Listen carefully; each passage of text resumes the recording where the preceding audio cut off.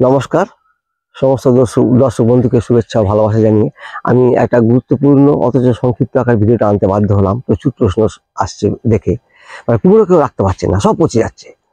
আমার বাগানও, এটা আমার বাগান, মানে কুমড়ো আমি একটাও রাখতে পারিনি। ওষুধ কোনো কাজ করছে না। আপনাদের ওষুধ কাজ করছে না, আপনারা বলছেন, ঠিকই বলছেন, গরমে কোনো ওষুধ কাজ করছে না।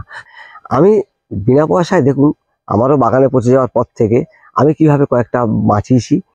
হাত পরাগ মিলন বা পরাগায়ন করে দিয়ে সঙ্গে সঙ্গে আপনারা জাল দিয়ে বেঁধে দেবেন। দেখুন বাঁধার পরে কি অবস্থা হয়েছে।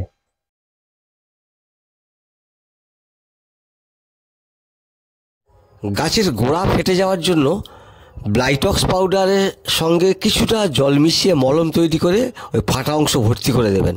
যেখানে সম্ভব মাটি ঢাকা দিয়ে দেবেন ফাটা অংশটা।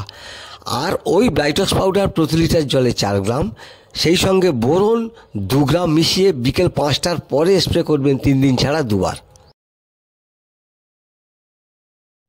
অনেকে বলছেন গাছের ডগার অংশ শুকনো হয়ে যাচ্ছে। আমি বলবো টাটা মাস্টার বা রিনোভিল গোল্ড প্রতি লিটার জলে 2 গ্রাম, সেই সঙ্গে 0050 2 গ্রাম মিশিয়ে স্প্রে করবেন বিকেল 5টার পরে 3 দিন ছাড়া 2 বার।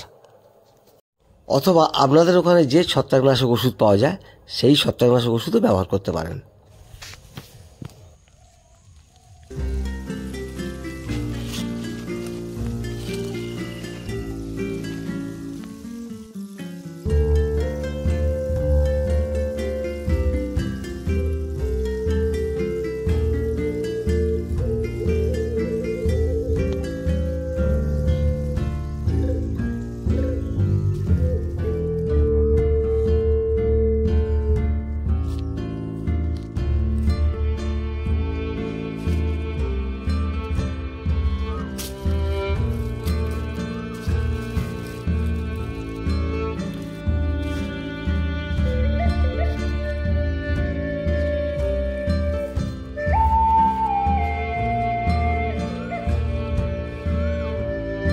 ফলমাছি এখানে ফুটো করে এর ভিতরে ডিম পাড়া হয়ে গেছে। এরকম যদি ফলমাছি কাজ করে দিয়ে যায় তাহলে আর এরকম জাল দিয়ে বেঁধে কোনো লাভ নেই, কারণ এটা পচবেই, এটাকে রাখতে পারা যাবে না।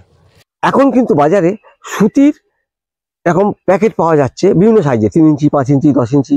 আমি একটা পুরানো আমার ভিডিও দেখবেন, কলার কাঁদিতে পুরো কাপড় দিয়ে ঢাকা হচ্ছে, কলাতে ছোট অবস্থায়, কচি অবস্থায় দাগ কেটে দেয় বলে এরকম প্যাকেট পাওয়া যাচ্ছে। সেরকম প্যাকেট দিয়ে আপনারা ঢাকতে পারেন। অথবা আমি বিনা পয়সা তড়িঘড়ি করে জাল ছিল, আলুর বস্তা ছেঁড়া জাল নিয়ে বেঁধে দিয়েছি, তবুও আমি কতগুলো রাখতে পেরেছি। আশা করি মোটামুটি ছোট আকারে বোঝাতে পারলাম। এইভাবে আপনারা কিন্তু বাঁচিয়ে চলুন, কোনো ওষুধপত্র কিনতে হবে না। ফসলকে সুরক্ষিত করুন, ঠিক বাঁচাতে পারবেন, 100% গ্যারান্টি দিচ্ছে বাঁচাতে পারবেন। সকলকে ধন্যবাদ জানিয়ে শেষ করছি। নমস্কার।